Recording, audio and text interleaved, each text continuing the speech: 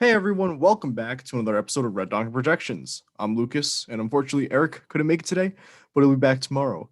Today we'll be taking a look at if Ron Johnson, the current incumbent in Wisconsin, could lose re-election in the 2022 Senate elections. As we saw in the 2020 election, this was one state that Joe Biden was able to flip back to him after Hillary Clinton's defeat. So let's take a look to see what the chance is of Ron Johnson losing and a Democrat getting a pickup here. And with that being said, let's get right into it.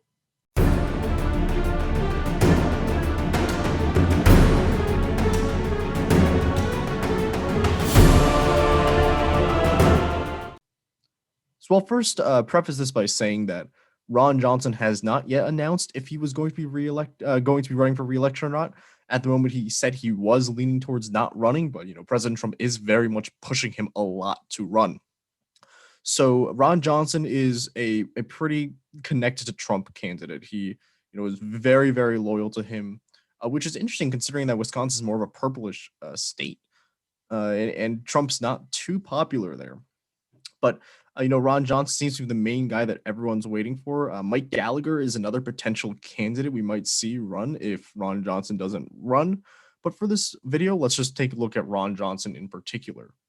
So with the Democratic candidates, the main one here does seem to be Sarah Godlewski, who is the former Wisconsin state, or is the current Wisconsin state treasurer. She's being seen as probably being the Democratic nominee after the primary. The other one people have talked about was Tom Nelson. I think he would lose a primary. Ron Kind, we're going to discuss Ron Kind in this video because he is, I do think he is a pretty good candidate to run here in this purplish state. Mandela Barnes was also another one that people thought was a good candidate for Democrats to run here against Ron Johnson. So let's actually take a look at the partisanship of this state. First, by looking at the 2016 Senate election here. So actually, Ron Johnson running re-election was a huge upset to everyone.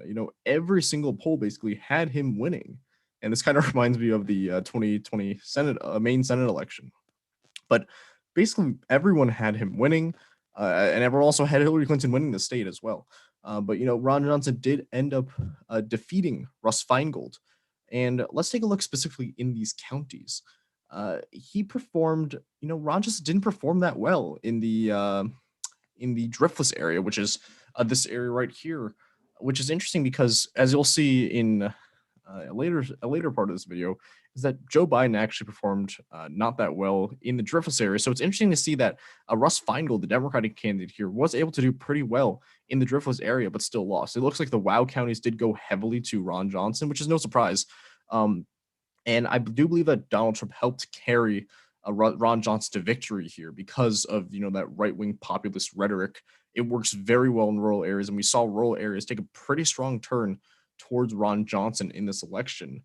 Ron Johnson did run ahead of Trump by a pretty decent margin, I want to say. This is around like a 3-point-something point victory. If I recall correctly, Trump won the state by 0.77, I believe, in this state. So that is something interesting to note. So now that we have some type of background on the state of Wisconsin, let's take a look specifically at some of these Democratic candidates. Let's start first with Ron Kind, who again has not announced he was running yet, but he has publicly expressed interest in running for the seat. He is a current representative, as it says here, from the 3rd District. This election result is from the 2018 midterms, so it is a little bit skewed to the left because of how well Democrats were able to perform here. However, look at this district here. It is right in the Driftless area, and this area is pretty important for a Democrat to win, although I will say that Joe Biden was able to win without doing that well in the Driftless area. But this could be very beneficial on a Senate ticket. If he's able to do well in his own district, then maybe he can do well on the state level when he's running for Senate. Very, very big margin of victory. And even though I don't have the 2020 election results pulled up, Ron Kind did very well in this district in 2020 as well. He was able to win re-election despite President Trump or former President Trump carrying the district on the presidential level. And again, that is because Joe Biden really didn't do that well in the Driftless area, but because Ron Kind could do pretty well, this could prove to be very good for him in the Senate election. So now I want to do another comparison, taking a look, briefly at history again. In 2018, the governor election between Tony Evers and incumbent Governor Scott Walker. So Tony Evers was also able to win and do very well in this driftless area, and he was able to win the state very narrowly. I think this is around 1.1 points. He was able to win very narrowly in this driftless area.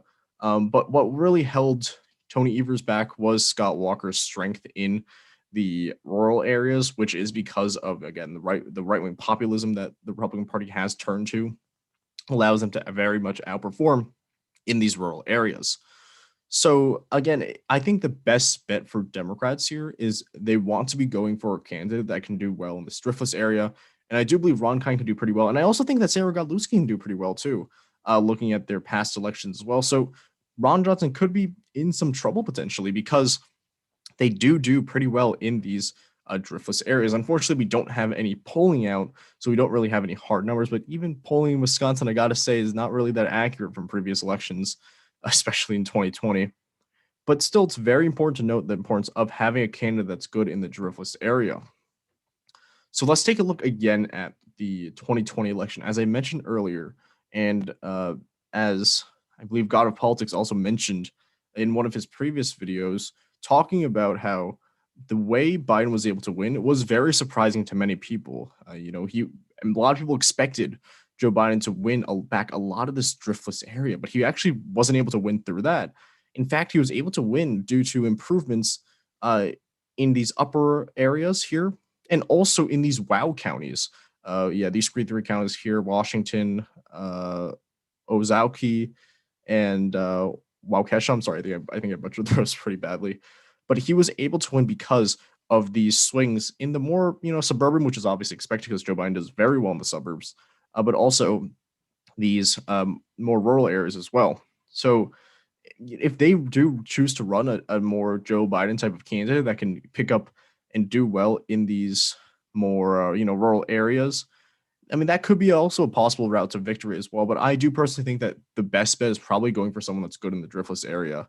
And I'm thinking that potentially Ron Kind or Sarah Godlewski could prove to be a pretty big challenge for Ron Johnson. As we've seen before, Ron Johnson doesn't really do that well in the driftless area. We saw Russ Feingold being able to win that area despite losing the state as a whole by around 4 points. So this leaves us with a very hard dilemma, very hard decisions to choose here with where to put Wisconsin. That's why you saw us yesterday keep the state as gray, because we just can't choose.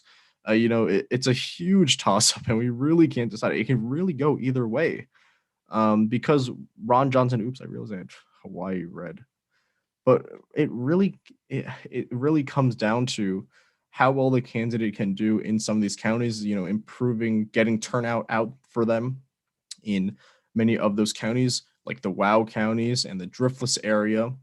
So to be quite honest, we're going to have to keep this one as toss-up. And the reason why is because we just simply don't have more information. We need to wait for more polling and some more hard data to compare these numbers to. So that's why we are putting this one as toss-up. But as you can see here, this race can be very important to the Democratic majority or the Republican majority flipping the Senate, because should New Hampshire, should Kristen decide that he's running in New Hampshire, this is probably going to go red then. Should, for example, John Fetterman somehow lose here, or, maybe Raphael Warnock loses re-election, then it really does come down to how well Ron Johnson versus whoever the candidate is can win here.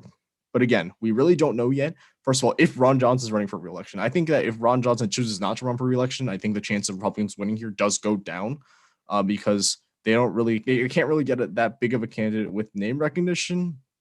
But for now, again, we're going to keep this one as toss-up. And that is the end of the video for today. Thank you all so much for watching. If you like this episode, please hit the like button. If you like our content, please hit subscribe. And we'll see you in our next episode tomorrow. See ya.